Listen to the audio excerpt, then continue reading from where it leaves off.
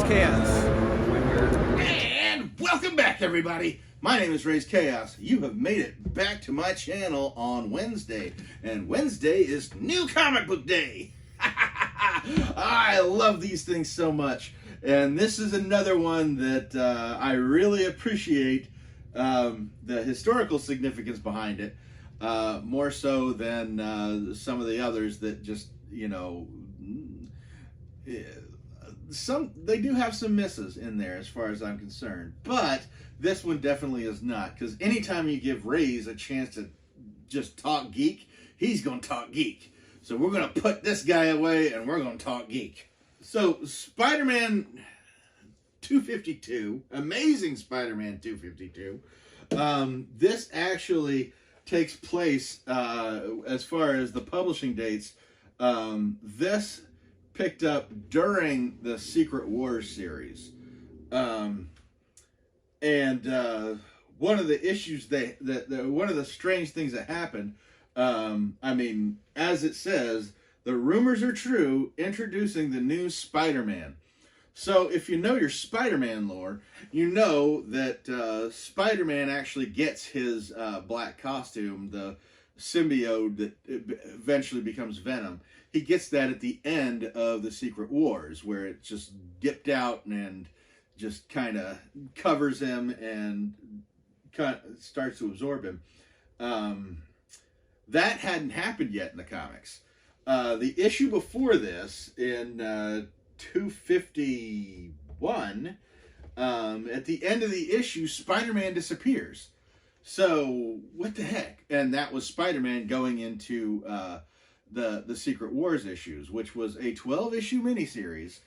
And but then you had the next issue, because they had to tie it into the beginning of Secret Wars that he was going in. But they weren't going to follow Spider-Man in his regular comic series from the Secret Wars stuff. So this is the next issue, and like it says, the rumors are true, introducing the new Spider-Man. So at the end of the issue, of the previous issue, he disappears, and this Spider-Man in a black costume shows up. So, you know, you get the intrigue. You get people saying, oh, is this a new character and everything? And so they pick it up to check it out. By the end of the issue, you know it's Peter still. But yes, while they're showing basically this being the aftermath of the Secret Wars, the Secret Wars is still going on. So even in Secret Wars, he's not in this costume. He's in his classic. And it was controversial because people didn't necessarily go for the black costume initially. I think it's warmed up over time. But due to the later issue where Venom traumatizes Mary Jane, Spider-Man stops wearing it because he does not want to be associated with it. But yes, in this issue, you're seeing the difference. He actually takes the costume off and leaves it on the chair when he goes to sleep. He realizes he hasn't shaved in a while. He hasn't taken off the costume in a while. He actually takes it off and puts it off to the side, and that is the infamous bit where the costume actually snakes its way back onto him. It even actually, you know, the symbiote actually goes ahead and envelops him, and he goes out swinging and, you know, wall crawling while he's asleep. So you immediately know that there is a problem with this, but at the same time, you're kind of curious, like, how did Spider-Man get this thing? And yeah, I don't think that I think the backlash of the costume didn't go so well when he had a new costume. And so I think that he was back in his blue and red before before Secret Wars was even over. This was him, and they were actually able to have him in the costume and have him in there for a couple of issues, because having him still appearing in the Secret Wars in his classic costume, you could kind of get away with, oh, what's happening with Spider-Man over here. But it is kind of weird having him have this after effect of the Secret Wars, watching him deal with that at the same time of reading the actual Secret Wars story, which this is supposed to pick up or immediately afterwards, but that's not the way they came out in the issues. At the time, they were still new to these big company crossovers and didn't really know how to handle it. So if you were getting it month to month with any Marvel story, you kind of got a little choppy there for a while, unless you just sat down, stopped, read the entire issue, or the entire Secret Wars story, and then went back. But how are you going to do that when the X-Men are just showing that they're missing some members? I think the Avengers kind of did the same, and then everybody appears back again. But Spider-Man's been his series. You know, you were either going to follow him through Secret Wars in the series, or you were going to have to wait until you read the whole thing in order to get it all in chronological order. Which is easy to read now, but it wasn't so much at the time. But that still puts this as a very landmark issue. And I remember getting this for the first time. I mean, I'd read the Secret Wars before, but it wasn't until the Marvel Legends that I actually had an issue of this, because this came with the black costume Spider-Man version when they put out that original figure. So yeah, that was the first time I'd ever actually flipped through that issue. I'd read Secret Wars, but I hadn't really read the Spider-Man stuff afterwards. So it was kind of cool to see him actually go through it, rather than just watch the 90s cartoon and see, oh, okay, get the Cliff Notes version of it. But it's a great issue.